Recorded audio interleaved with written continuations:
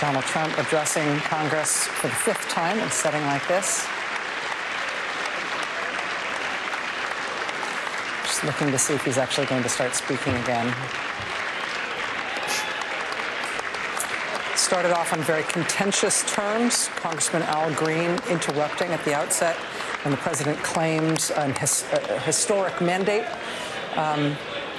from his victory in the 2024 election. Congressman Green repeatedly interjecting and then removed by the orders of the Sergeant-at-Arms, while Republican members of Congress jeered and made gestures toward him, celebrating him being ejected over the course of the president's remarks.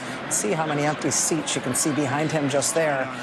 That's because Democrats as a group filed out quickly when he was done, but a number of Democrats left well before he was done, in the middle of his remarks. They included Jasmine Crockett from Texas, Maxwell Frost walked out, Maxine Dexter from Maryland, Andrea Salinas from Oregon, Ayanna Pressley, Ilhan Omar, Pramila Jayapal. We believe that's only a partial list. A number of Democrats left during the remarks.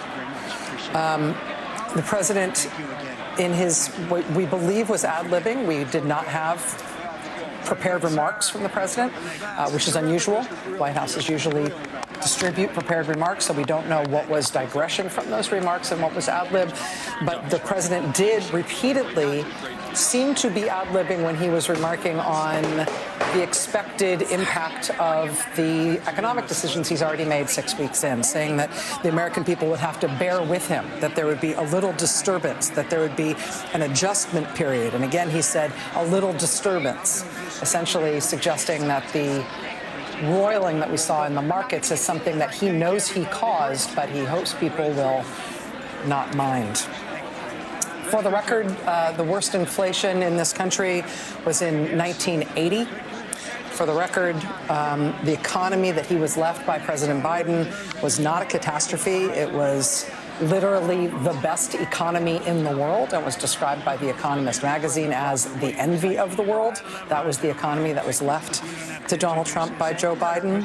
For the record, Social Security is not paying benefits in large numbers to 300-year-old people or 250-year-old people or 200-year-old people or 150-year-old people.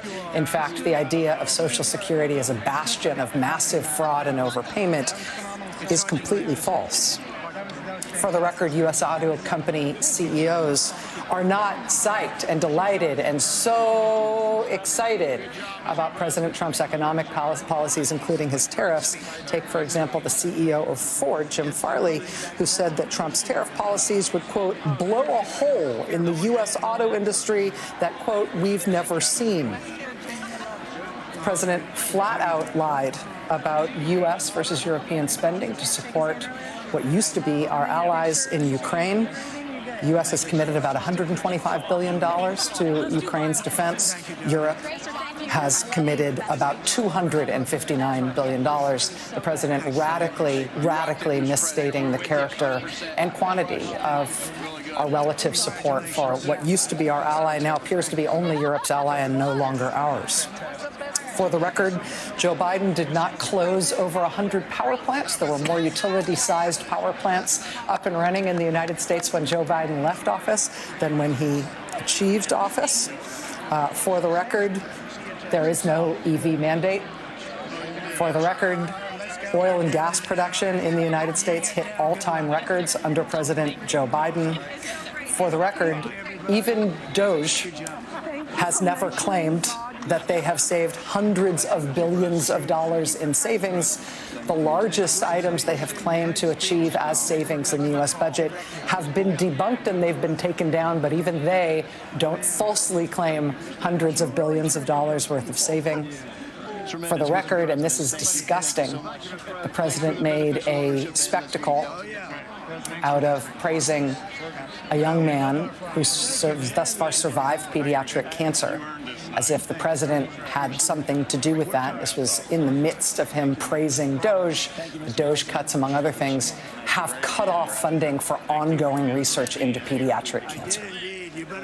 For the record, I will note that Donald Trump did admit in his remarks today explicitly that Elon Musk is the head of DOGE, And while that comes as no surprise to anybody who's been following the facts of this matter, that will end up in court because that is directly contrary to what the administration has overtly sworn to a federal judge about the leadership of Doge. I should also note, and this doesn't have to be for the record, I'll just note it for our own experience tonight, that at that point in the speech, when the president talked about how we will no longer be ruled by unelected bureaucrats, Democrats in the chamber pointed and laughed at Elon Musk.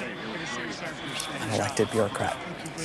Nicole Wallace, I'm sorry to dump a lot of fact checks there, and that's not even scratching the surface of the things that need to be fact checked there. That's literally what was off the top